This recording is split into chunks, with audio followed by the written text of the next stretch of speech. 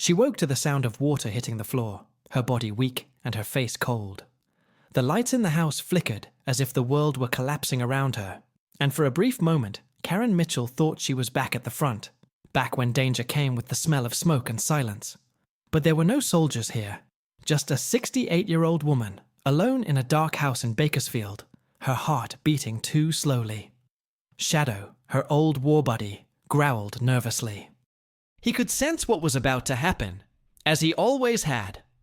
Karen tried to stand, but dizziness won out. A buzzing sound drowned out the sounds of the storm, and the world went black. When her eyes opened again, everything was different. The silence in the house was deafening. The front door was wide open. The floor was soaked, and Shadow was no longer there. She called his name in a voice she barely recognized. A broken whisper. Shadow? Nothing answered. Only the rain. This wasn't just the loss of a dog. It was her last link to her dead husband, to her memories of the Navy, to a life built on codes of honor, mission, and companionship. Shadow was part of her soul. Trained to serve in combat zones, he wasn't just a dog. He was a soldier. And now he was lost in a city that didn't know the value of what had just slipped through the cracks of a poorly closed door. Have you ever felt that way? As if life was taking away from you, piece by piece, everything that still gave meaning to your days?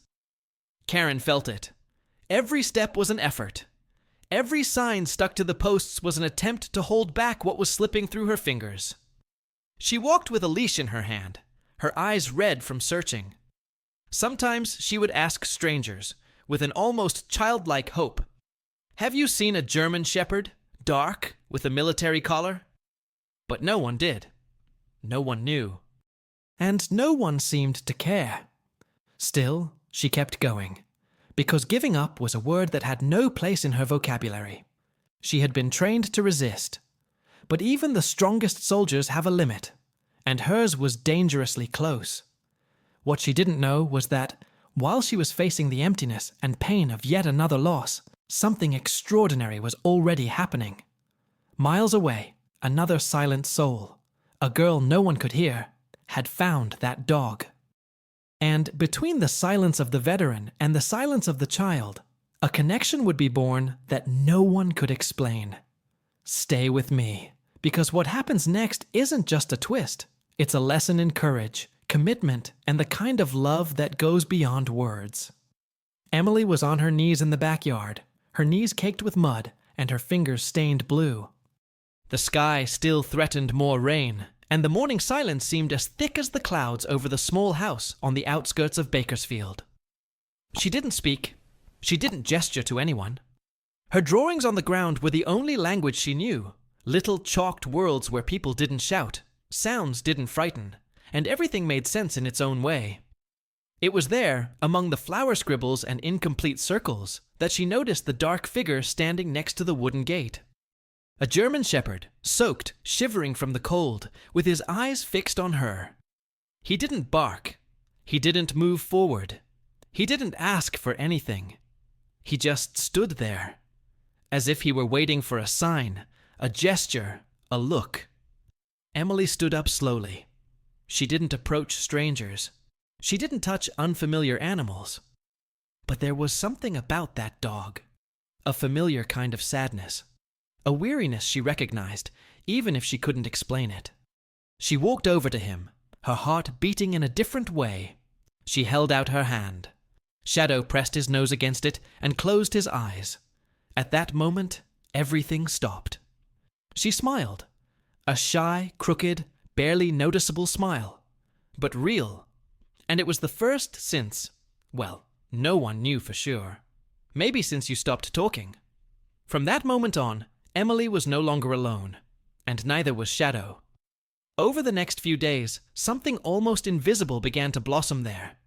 Emily shared her snack with her new friend. She slept with her head on his dark fur, while Shadow remained attentive, motionless, as if he had returned to the battlefield, and this was his new mission. When she drew, he watched her. When she cried, he comforted her with his nose pressed against her face.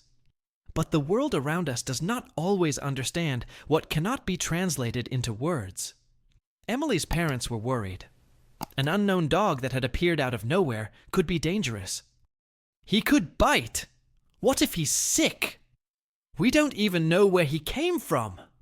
In an attempt to get him away, they took a rope and tried to take him to the shelter of the city. It was at that moment that Emily screamed. Not with her voice, with her body, with her eyes wide open and her hands shaking. She cried like she had never cried before. She dropped the drawings from the day before. She ran after the car. She banged on the windows. The mother froze. The father hesitated. And Shadow, from the back seat, just stared at the girl as she trembled in despair on the sidewalk. This wasn't a child having a tantrum. This was someone losing the only bridge they had found to communicate with the world. With tears in her eyes, the mother asked the father to stop.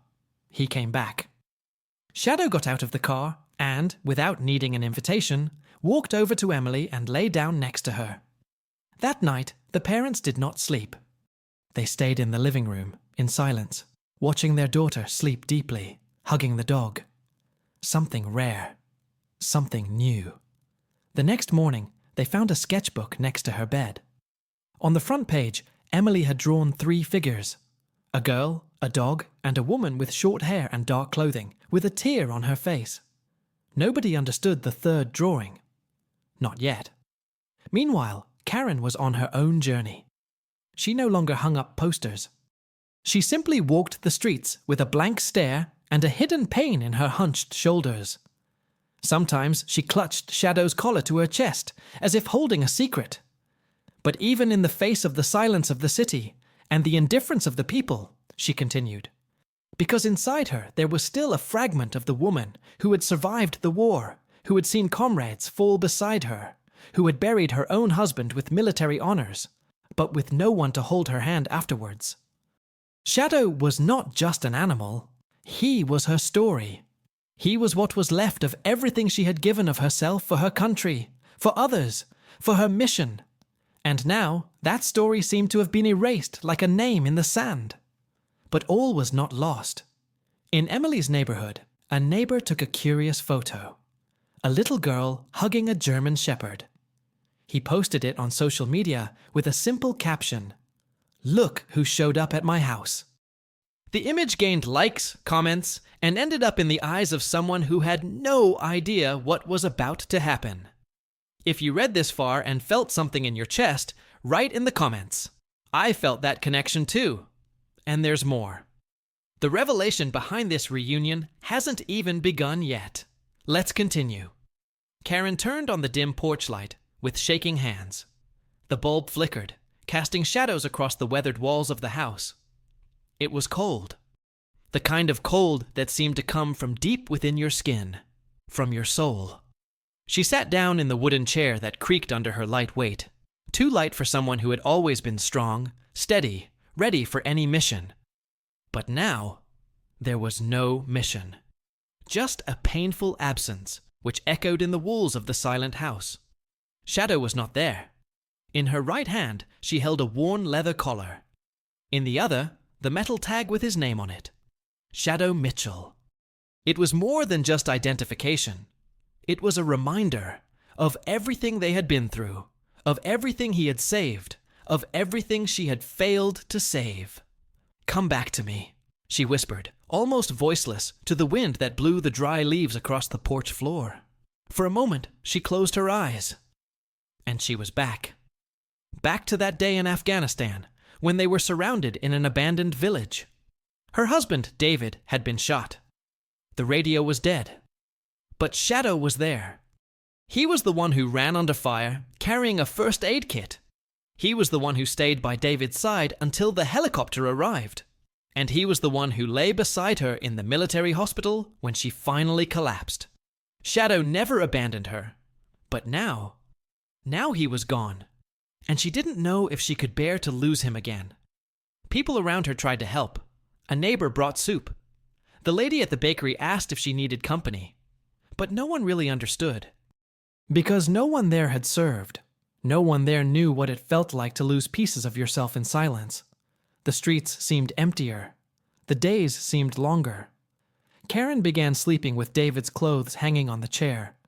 She said it was just to remember the smell. But deep down, it was because the silence in the house was starting to suffocate.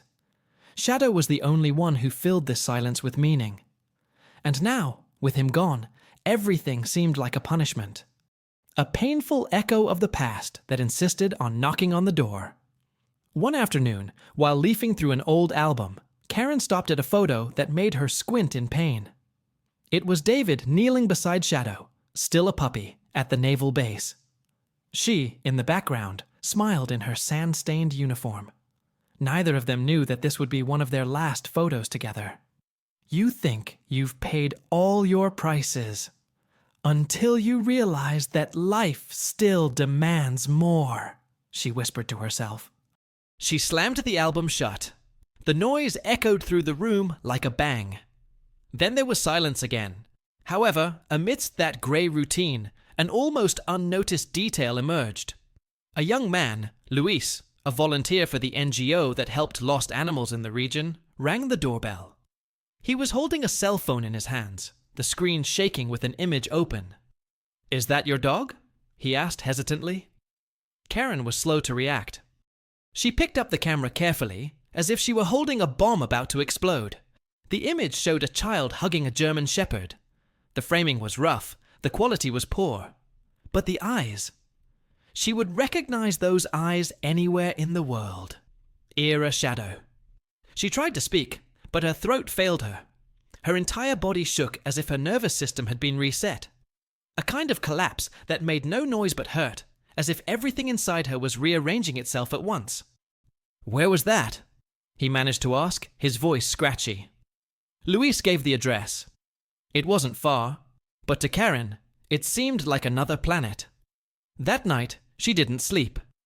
She sat in David's chair until the sun came up, holding Shadow's necklace and her cell phone, reviewing the image, analyzing the child's face, trying to understand what was behind that scene. Why is he with her? He thought. Is he okay? What if he doesn't want to come back? His head was spinning with questions he didn't have the courage to answer. But his heart, it had already made a decision. The next morning, before breakfast, she put on her old military jacket, the one she wore on reconnaissance missions. And even though her body was still weak, she walked to the street, where Luis was already waiting for her in the car. The journey was silent. Every corner brought back memories. Every sign seemed to carry a symbolic weight. My heart was beating, as if it would stop at any moment. Karen didn't know what she would find in that house. She didn't know who the girl was. She didn't know if Shadow would still remember her. But there was something bigger than the doubt in that moment. It was instinct, the same feeling that made her survive in enemy territory. The same strength that kept her standing when she buried the love of her life. And now, she felt that something important was about to happen. Something that surpassed logic. Something that might change everything again. She just had no idea. How? If this story has touched you so far, write in the comments. This pain is mine too. And look, there's still a part that you need to see with your own eyes. Because there are things that we only understand when we experience them firsthand. Let's continue. The house seemed to breathe in silence. Karen was still there, standing between the gate and the door, as if time had slowed down just so she could understand what she was feeling. Emily was still in the yard, scribbling on the ground with a concentration that seemed more like prayer. Shadow was beside her, attentive but serene, as if he knew exactly what his role was at that moment. Karen had lived through years of direct orders, quick decisions in environments where mistakes cost lives. But now, there, in front of a child who said nothing, but said everything with his eyes, and a dog who had already saved her from so many abysses, she realized that she was facing the most profound choice of her life, to claim what was hers, or to accept that love is also made of detachment. Emily's mother spoke softly, almost whispering. She explained that the doctors no longer believed in evolution. That, Emily spent days in absolute silence, entire nights without sleeping, screaming for no apparent reason. But since the arrival of the dog, She had changed. She didn't speak, but she smiled. She didn't communicate, but she drew with intention. She slept peacefully. And more than that, she searched the world with her eyes. Karen listened in silence. With each word, a memory came flooding back. The day David died. His last look. The silent funeral with the folded flag. The feeling of being completely alone until Shadow laid his head in her lap that very night. He had been her anchor, her breath in the days without air, and now he was the anchor of another broken soul. She bent down. She lightly touched Shadow's fur. The dog, without hesitation, placed his nose in her palm and closed his eyes. That was enough. No tears fell, but the pain inside her chest burned, as if burning old memories that were finally finding peace. "All right, you are still my soldier. But now you have a new mission." She whispered these words as if she were handing over an invisible medal. And then she stood up. She felt smaller than ever, but at the same time, something inside her was beginning to change. A kind of silent, painful, and honorable peace, like those decisions that we only understand years later. The sun began to set in the sky, casting a golden light over the backyard. Emily continued drawing, but this time it was no longer a scene of farewell. It was an open field, a shining sun, a dog running alongside a girl, and in the background, a female figure holding a notebook to her chest with a discreet smile. Karen looked at that drawing as if it were a window to the future. A sign that, even without saying a word, Emily had understood everything.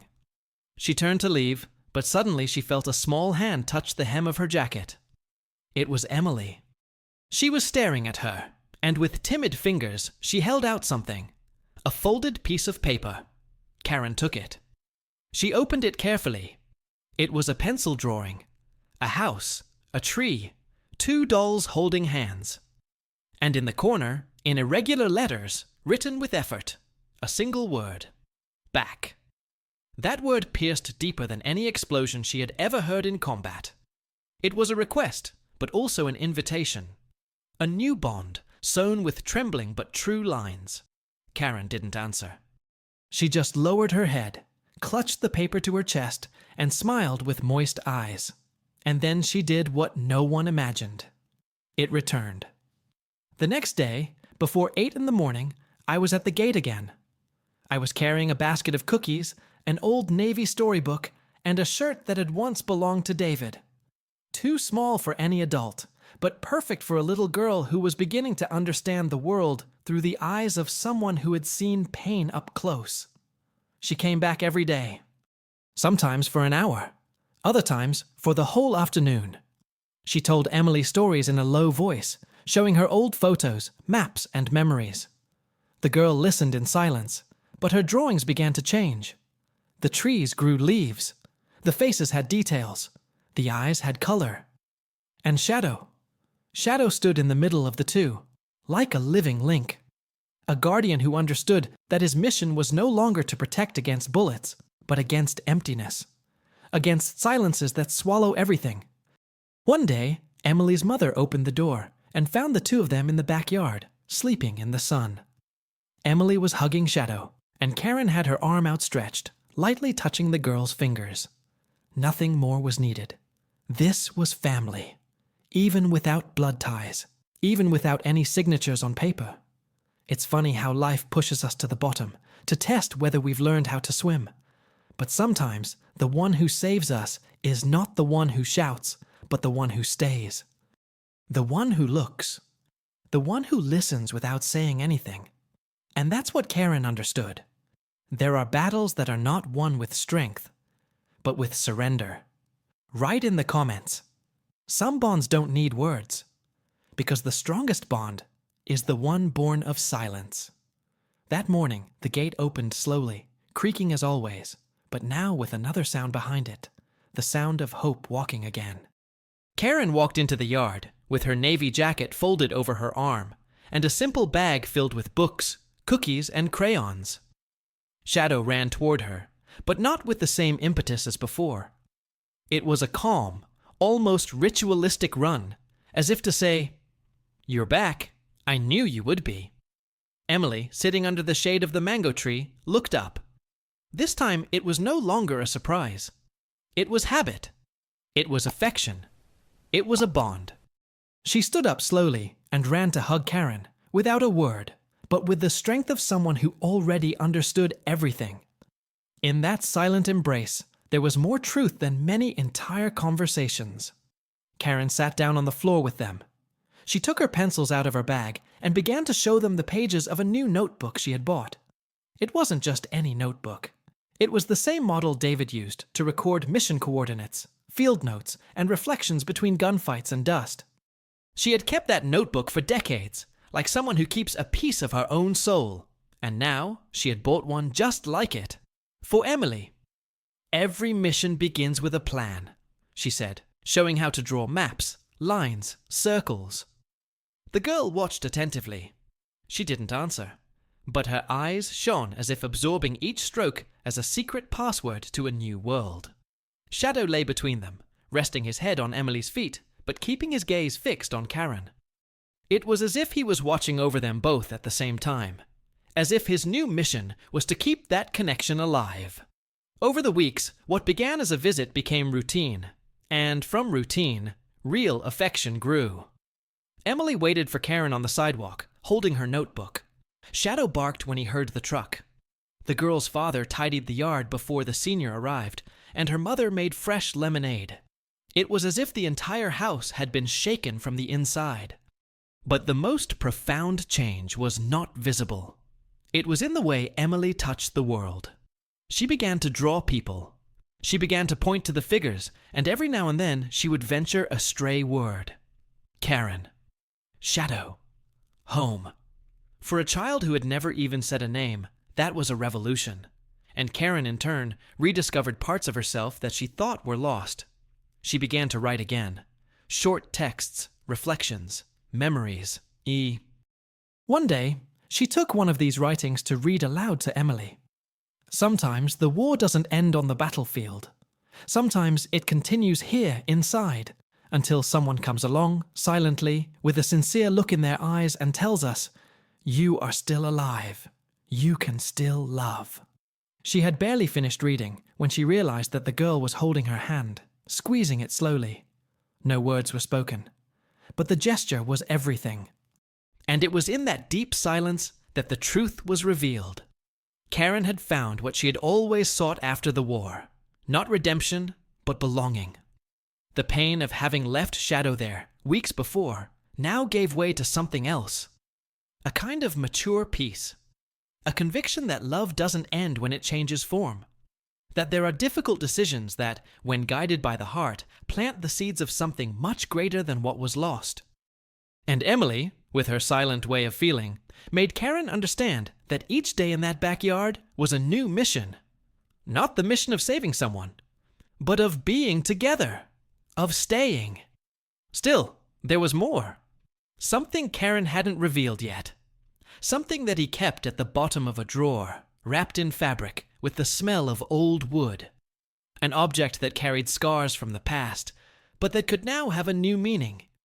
Something that, when delivered, would seal this unexpected bond once and for all. But before that happened, there was still one last moment to be lived. A gesture. A choice. A silence that would say more than any words. Write in the comments. Presence transforms more than words. Because sometimes, love is exactly that. Staying. Even when everything seemed lost. The scene was simple, but it held a beauty that only those who have faced darkness can recognize. The swing moved slowly, creaking in harmony with the light breeze of the late afternoon. Emily smiled, her hair messy from the wind, her bare feet swinging in the air as if she had finally learned to trust the ground. Karen was right behind, her hands firmly on the chain, pushing gently, as if each push were a new chapter in this improbable story. Shadow ran circles around the playground, as if he were patrolling a secret base. Every few turns, he glanced quickly at Karen, then at Emily, attentive, dedicated, complete. He no longer needed orders. He knew exactly what to do. Some residents passed by and said hello.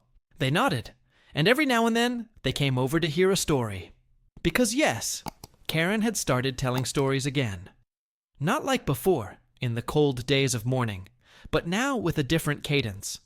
There was warmth in her voice. There was laughter between the pauses. There was a kind of wisdom that only comes from pain turned to affection.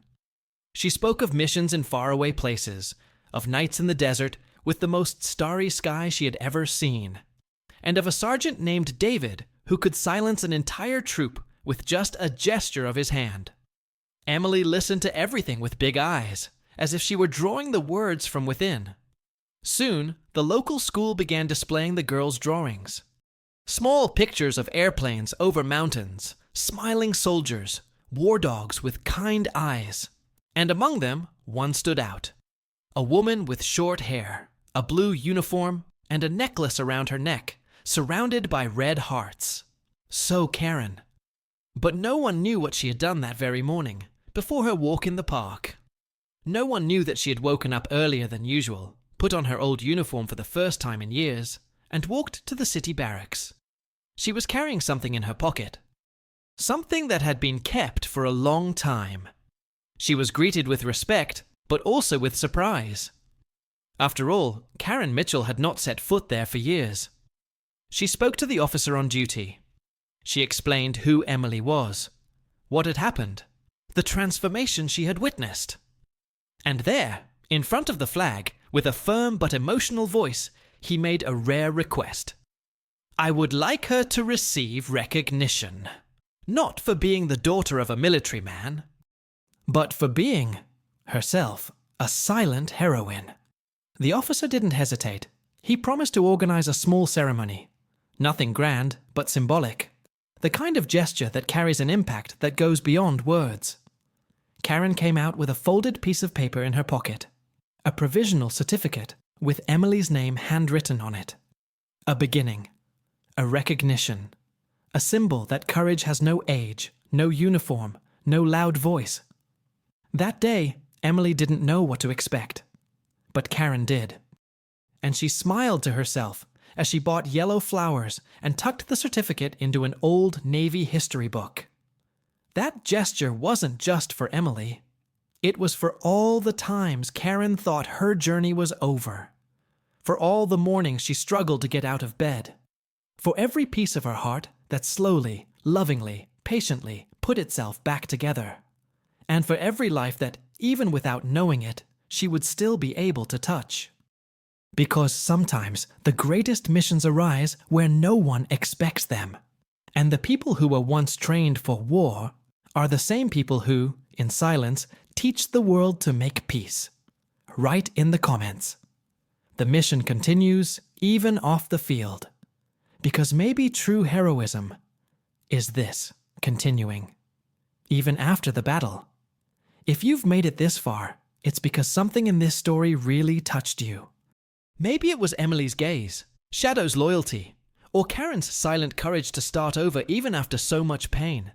And if this connection happened, it's because you also carry something inside.